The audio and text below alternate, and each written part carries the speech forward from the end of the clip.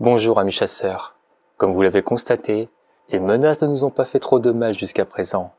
Même si les dangers ont été neutralisés, nous attendons encore le retour de certains de nos chasseurs. Quoi qu'il en soit, nous sommes en droit d'attendre l'arrivée d'une hostilité bien plus grande. Ces pattes velues ont déjà parcouru le regard de certains d'entre vous. Aujourd'hui, nous avons l'opportunité de nous en saisir. Pour les chasseurs qui n'étaient pas encore entre parenthèses nés, je parle du roi cramoisi, pourpre, écarlate, ou appelé autrement comme le Crimson King, le pire ennemi du macroverse de Stephen King. Qui est-il? Que veut-il? Pourquoi est-il aussi dangereux? Chasseurs, préparez-vous. En préservant notre bibliothèque, nous parviendrons également à sauver l'équilibre du macroverse et enfin soulager Gan. À part si cela fait partie de sa volonté de nous l'avoir mis dans les pattes.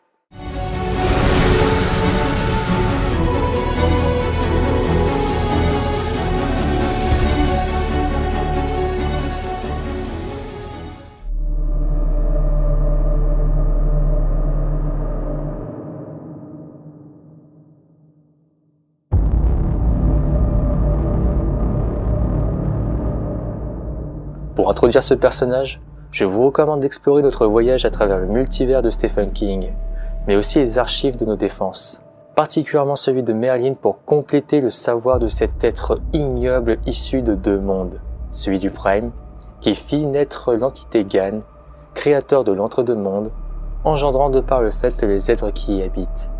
Le roi cramoisi est un être capable de changer d'apparence, dévoué à Discordia et au chaos. Son véritable nom est Los. Il est le fruit de l'union d'Arthur Held et de la reine pourpre lors de l'avènement du roi. Son apparence originale est celle d'une araignée-garou. Sous sa forme humaine, Los mesure 1m86 et pèse 127 kg. Dans la tour sombre, Los est décrit comme un vieillard doté d'un énorme nez crochu et cireux. Ses lèvres rouges éclosent dans la neige d'une barbe luxuriante. Il possède une chevelure blanche et vaporeuse qui tombe dans le dos, presque jusqu'à ses maigres fesses. Le roi cramoisi apparaît vêtu d'une robe d'un rouge éclatant, décoré ça et là d'éclairs et de symboles kabbalistiques représentant l'enfer incarné.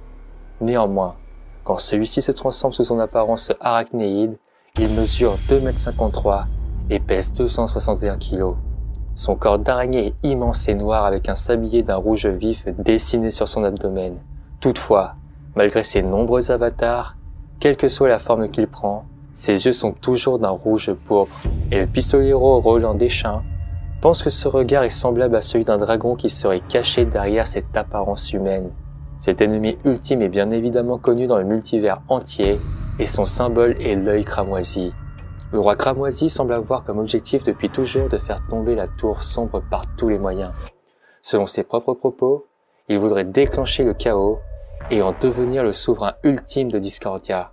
Cependant, dans le roman Black House, le roi cramoisi pourrait avoir une deuxième raison. En effet, au chapitre 21 du roman, il est dit que le nom du roi cramoisi est en réalité Ram Abala, et que son enveloppe physique serait emprisonnée dans une cellule au sommet de la tour.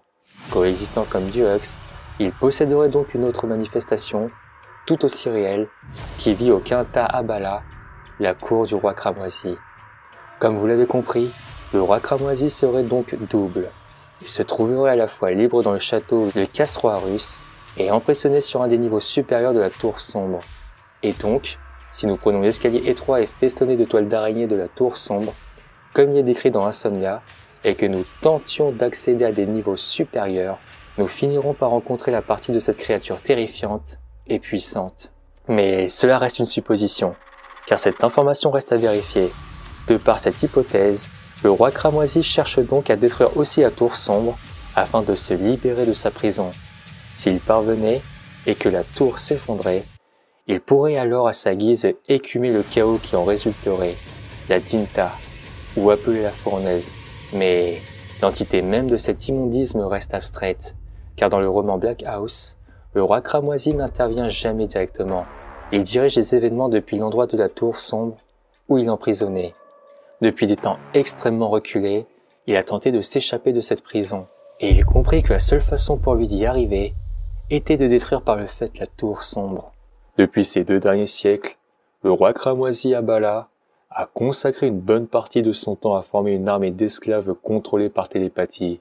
La plupart viennent de la Terre et des territoires.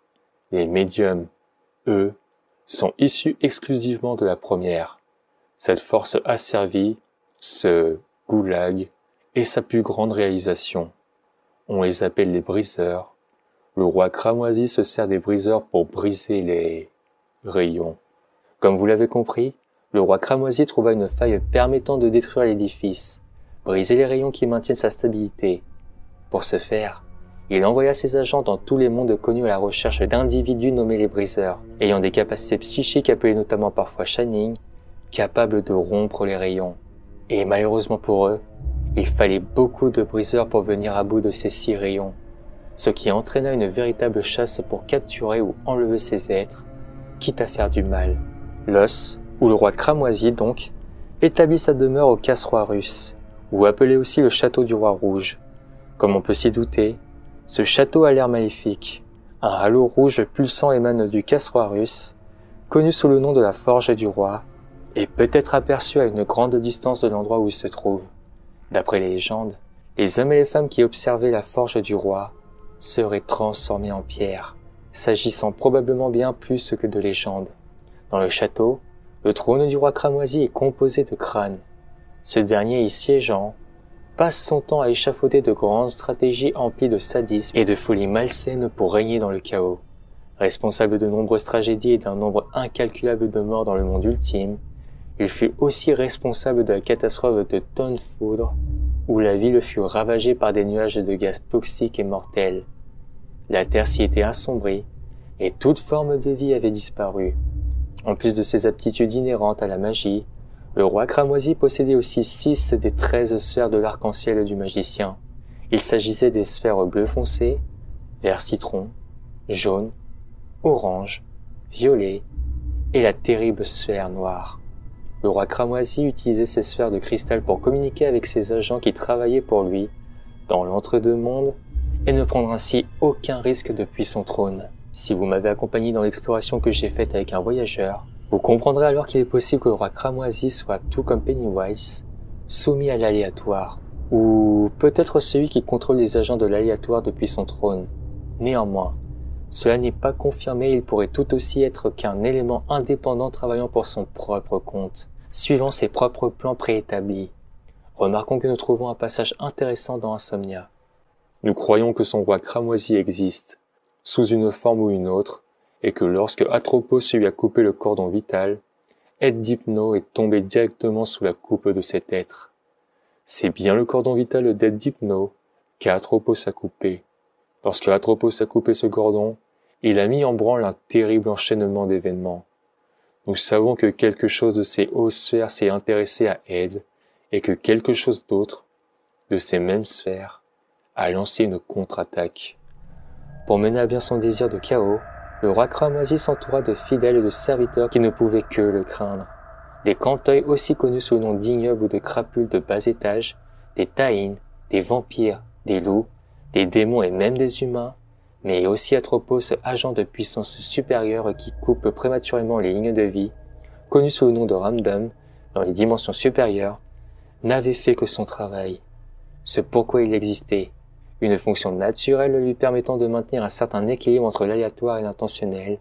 Toutefois, il semble servir le roi cramoisi, car ce dernier reçoit une liste de ceux qui sont sur le point de mourir prématurément par le Crimson King et finit par couper leur fil de sauvetage juste au moment où ils rencontrent leur mort.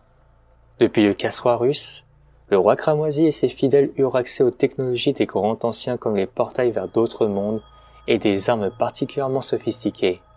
Mais ces machines en déclin d'une civilisation disparue furent incapables de réparer ou d'être réparées.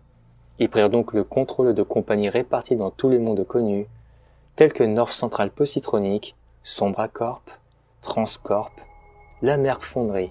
Grâce à cela, le roi cramoisi avait fait construire une machine géante nommée Langtac, aussi connue sous le nom de Grand Alliage. Cette machine fonctionne par le travail des enfants, qui ont échoué en tant que briseurs. Alors qu'il utilisait ses pouvoirs pour observer la progression du cathète de Roland Deschain, protagoniste et ultime champion de Gann mais aussi de Stephen King servant le blanc, Le roi fut témoin de la victoire du pistolero et de ses compagnons de Ca à Calabrine Sturgis, au Devartois, donc portail direct vers son terrible château. Fou de rage, il comprit par la même occasion que les rayons allaient se régénérer, et que tous ses rêves de meurtre et de chaos étaient voués à l'échec. Il extermina de fureur toute sa cour sauf 3 individus, Fimalo et Fumalo. Il détruisit les 6 sphères de l'arc-en-ciel du magicien qu'il avait en sa possession, pour finalement avaler de petites cuillères aux manches aiguisées telles des lames de rasoir afin de se donner la mort. Mais de par sa nature exceptionnelle, il ne pouvait pas non plus mourir. À la fois mort et vivant, il ne craignait plus les balles du pistolero. Il chevaucha alors son cheval gris Nice en direction de la tour sombre afin d'entrer le premier dans l'édifice et tenter de le détruire lui-même. Maintenant qu'il ne restait plus que 2 rayons, il lui fallait agir avant que le rayon ne se régénère. Le roi cramoisi réussit à entrer dans la tour sombre, mais il fut coincé sur un balcon du 2e étage. D'une manière kingéen, c'est de ce balcon qu'il affronta Roland Deschamps et Patrick Danville. Il tenta de les éliminer en leur envoyant des filots d'argent explosifs, échouant coup après coup. Grâce à son pouvoir de matérialiser pour effacer les choses qu'il dessinait, Patrick Danville effaça l'existence du roi cramoisi. De ce dernier, il ne resta misérablement que les yeux rouges bloqués sur ce balcon du 2e étage de la tour sombre. Après de multiples questions en suspens, le roman de la tour sombre apporta enfin toutes les réponses à la grande histoire de Roland Deschamps. Toutefois, il ne restait pas moins un point à élucider. Quel était le lien entre le roi cramoisi et Cripsou, le clown du roman It? Dans cette réponse, c'est Stephen King lui-même, lors d'une interview, qui donna clairement une explication. Le roi cramoisi et Cripsou sont 2 entités différentes. Néanmoins, elles ont les mêmes origines dans la primauté, et cela est tout à fait logique. Dans la version revue et corrigée de The Gunslinger, Stephen King avait remplacé la référence à la bête par une référence au roi cramoisi. La bête, qui se trouvait au-dessus de l'étranger sans âge, s'avérait ainsi n'être que le roi cramoisi. Et ce détail avait beaucoup d'importance. Le roi cramoisi et la bête ne faisaient qu'un, et la bête gardait la tour sombre. Beaucoup de théories commencèrent alors à se développer. La bête, ou le roi cramoisi, serait alors le 13e gardien, celui du 13e seuil, la tour sombre. Dans Insomnia, King déclare que toutes les lignes de force ont commencé à converger vers la ville de Derry. Dans les Terres perdues, on apprend que les lignes de force convergent vers la tour sombre. Il semblait alors tentant de se demander si Derry n'était pas une représentation de la tour sombre sur un des niveaux d'existence. Elle se situait peut-être au même point géographique que la tour sombre, mais sur un autre niveau. Dans It, l'entité maléfique qui règne à Derry n'est autre que Pennywise qui, lorsqu'il montre son véritable visage, s'avère être une gigantesque araignée. Notons au passage que dans It, l'araignée se retrouve face à la tortue, un des 12 gardiens des rayons dans la tour sombre. De plus, Stephen King ajoute en parlant de la tour sombre, « Dans ce bâtiment, s'il existe vraiment, il n'y a pas d'ascenseur. Rien qu'un escalier étroit festonné de toiles d'araignée avec des portes donnant, Dieu seul sait où. » Derry était la ville de Cripsou, le clown qui se montrait sous les traits d'une immense araignée. On pouvait alors se demander si Cripsou n'était pas l'alter ego de la bête sur ce niveau d'existence. L'araignée pourrait alors être la gardienne de la tour sombre. Jusque-là, tout semblait tenir et était très tentant. À part un point, la notion de gardien. Il était clair que le roi cramoisi voulait la destruction de la tour et non pas sa protection. Il ne pouvait donc pas être gardien, mais d'une certaine façon, il gardait tout de même son accès pour empêcher qu'elle soit sauvée par le pistolero. La notion de gardien était donc valide, mais sous un certain point de vue. Le roi cramoisi et l'araignée ne feraient alors qu'un, à savoir la bête, qui bloquerait l'accès à la tour, et d'autres détails étaient troublants. Un passage d'Insomnia nous montre le roi cramoisi, vêtu d'une cape rouge et debout sur les hauteurs. Regardant au loin, Rose Madder nous est présentée dans la même position. À la fin du roman du même nom, le personnage Rose Madder nous montre son véritable visage, une gigantesque araignée noire, tout comme Pennywise et le roi cramoisi. Dans Insomnia, on découvre que le roi cramoisi est en fait une reine prête à pondre ses œufs, tout comme Pennywise dans It. King écrit d'ailleurs, dans le chapitre 28-4 de Insomnia, le roi cramoisi est aussi le Kingfish. Dans It, Pennywise se déclare aussi être le Kingfish. Nous pouvons remarquer que l'araignée ne peut, apparemment, pas affronter directement la tortue. Nous savons que la tortue est un des 12 gardiens des rayons. En supposant que le gardien de la tour sombre ne peut faire face aux 12 autres gardiens, qu'ils soient bons ou mauvais, il serait alors logique que Rose Madder ne puisse pas affronter directement Erinys, le gardien du labyrinthe. Toujours dans Rose Madder, elle ne peut l'affronter directement que lorsque l'identité d'Erinys et celle de Norman Daniel se confondent. Le parallèle entre ces trois romans était vraiment très intéressant et tendait à guider le lecteur assidu vers la conclusion que Rose Madder, Pennywise et le roi cramoisi n'étaient qu'une seule et même entité. Aujourd'hui, nous savons qu'il s'agit de trois individus, distincts, appartenant à une même race, issus de la primauté. De plus, dans Les Terres perdues, Stephen King écrit « Eddie se rappela, cette étrange porte. Dans la clairière où l'ours avait vécu sa semi-existence, elle était tout d'une pièce. Une partie de quelque horrible tout se délabrant, une toile en loques avec la tour sombre en son centre telle une énigmatique araignée de pierre. » Remarquons aussi qu'à la fin du roman Le Talisman, le jeune Jack Sawyer arrive à l'hôtel noir où il affronte une araignée qui zozote comme le policier des bibliothèques de la novella du roman Le policier des bibliothèques. Cette araignée dit à Jack « Te tuer, te détester, te manger. » On retrouve cette phrase dans Black House, mais aussi dans Le Molosse surgit du soleil, ou encore dans L'antre d'Atropos dans Insomnia. Trop de similitudes pour permettre au lecteur de douter. Néanmoins, il y a tout de même quelques éléments gênants. Dans le roman It, l'araignée est bel et bien tuée par le club des ratés. Alors comment l'araignée pourrait être la bête, la gardienne de la tour sombre? Stephen King troubla encore ses lecteurs avec une petite pirouette qui allait relancer le débat. Et cette petite astuce de King allait apparaître dans deux de ses romans, les Tommy Knockers et les Dreamcatcher. Dans It, Pennywise est tué par les Losers le 31 mai 1985. Or, dans les Tommy Knockers, le 9 août 1988, soit 3 ans plus tard, un enfant de Haven s'appelant Tommy vit un clown lui sourire depuis un égout à Derry. Dreamcatcher précise cependant que l'on peut lire sur une plaque le texte suivant. À ceux qui disparurent dans la tempête du 31 mai 1985, et aux enfants, à tous les enfants, avec amour de la part de Bill, Ben, Dave, Richie, Stein, Mike, le club des ratés. Et qu'un autre message traçait la bombe précisait en réponse « Le clown vit encore ».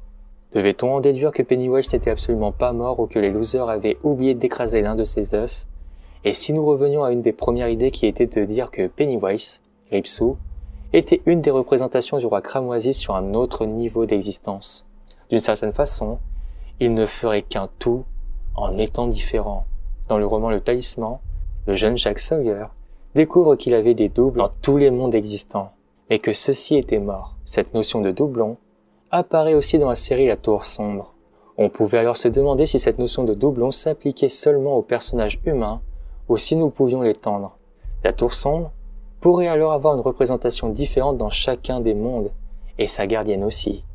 Et la représentation de la Tour Sombre dans chacun des mondes fut confirmée dans l'ultime tome de la série. Dans It, le lien à la Tour Sombre serait à Derry.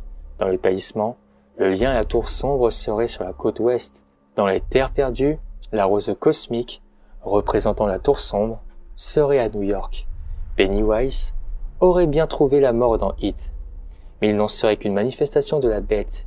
Il ne serait pas la bête, celle qui garde la Tour Sombre. Rappelons d'ailleurs qu'au chapitre 21 de Black House, il est dit que le roi cramoisi possède une autre manifestation tout aussi réelle, qui vit à la cour du roi cramoisi.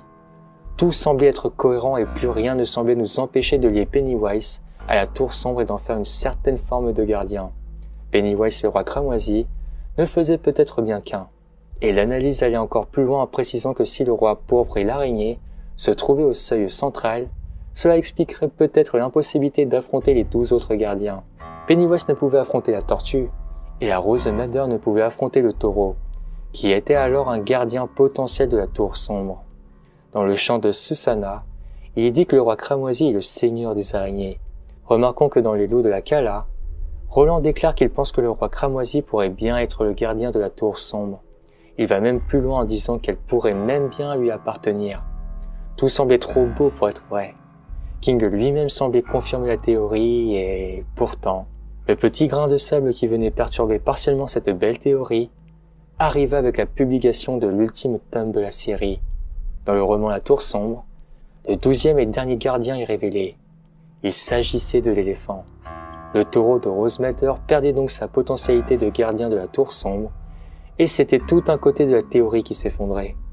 Mais le doute demeurait néanmoins entre Pennywise et le roi cramoisi, doute qui fut au final levé par Stephen King en personne. Aujourd'hui, nous savons donc que Rosemeadow, le roi cramoisi, Pennywise, et pourquoi pas la reine pourpre et Merlin, sont en fait issus de la même race d'immondes créatures semblables à des araignées, venues de la primauté, rejoignant les grandioses et les démons venus du Prime. Les informations à son sujet s'arrêtent ici. J'ajouterai juste que cette entité est bien évidemment la plus grande menace de ce macroverse, mais je l'estime pas aussi dangereux que les autres démons du Prime comme sa mère la reine pourpre ou Merlin. S'il est important, c'est par sa destinée mais aussi le croisement qu'il a entre un humain et une grandiose, lui donnant et lui permettant une grande destinée dans cet univers. Si les autres démons sont retenus dans le Prime ou ne peuvent que revenir de temps à autre, le roi cramoisi est bien l'entité pouvant agir directement dans le monde de Gan, lui offrant l'opportunité d'être maître ici-bas, mais aussi de ses semblables qui souhaitent le rejoindre. Il est l'auteur des plus grandes atrocités, mais aussi l'ennemi ultime de ce monde. Maintenant que vous êtes au fait, le chasseur partant s'occuper de cette monstruosité est prié de partir sur le champ. Quant à vous, soyez prêts, je sens le pire arriver.